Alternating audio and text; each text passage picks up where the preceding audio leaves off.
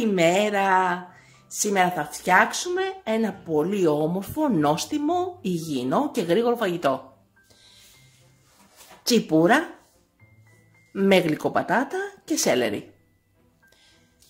Παίρνουμε 500 γραμμάρια τσιπούρα, 250 γραμμάρια γλυκοπατάτα, 2 φρέσκα κρεμμυδάκια που θα τα πορτοποιήσουμε, μισό ματσάκι σέλερι,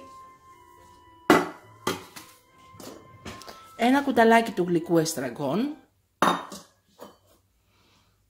μία κουταλιά του γλυκού αλάτι και λίγο πιπέρι, το χυμό από ένα λεμόνι και 2 με 3 κουταλιές της σούπας λάδι. Έχουμε πάρει το σκεύος 3,5 λίτρα, 24 cm σενσέ.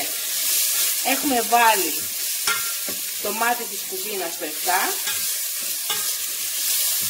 Έχουμε πορτοποιήσει το φρέσκο κρεμμυδάκι και το φθυγαρίζουμε λίγο.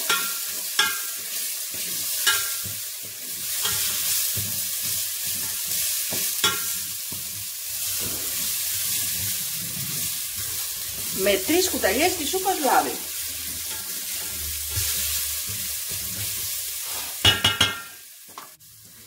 Βάζουμε μέσα το χυμό από το λεμόνι.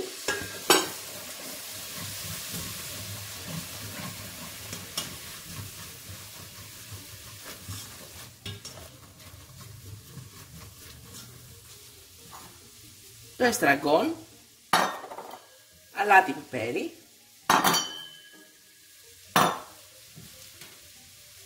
και το σέλερι ψιλοκομμένο.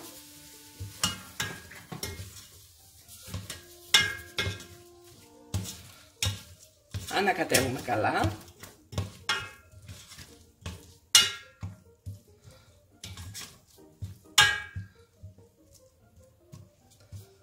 Και βάζουμε το ψάρι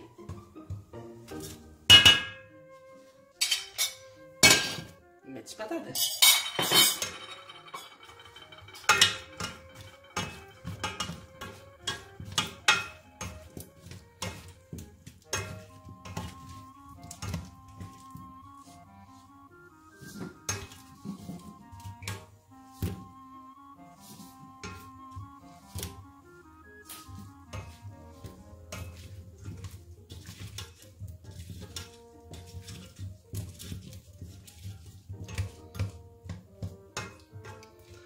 Ωραία.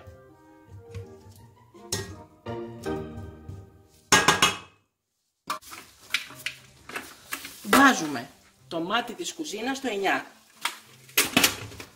Κλείνουμε με το γρήγορο καπάκι και βάζουμε με το Audioferm 7 λεπτά στο τούρμπο.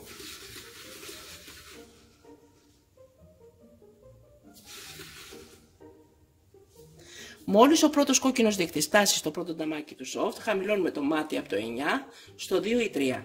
Μόλις φτάσει ο δεύτερος κόκκινος δείκτης από πάνω στο πρώτο νταμάκι του turbo, θα μαγειρευτεί το φαγητό μας 7 λεπτά.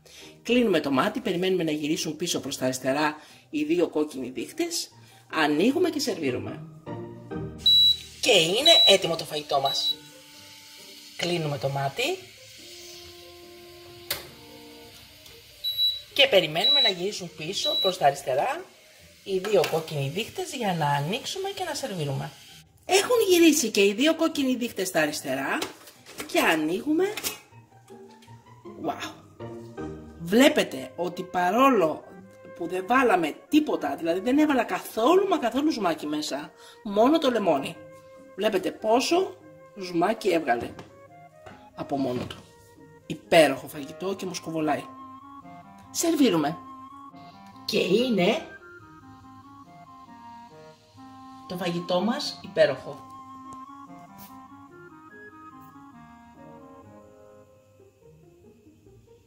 Ένα πολύ εύκολο, γρήγορο, νόστιμο και υγιεινό φαγητό.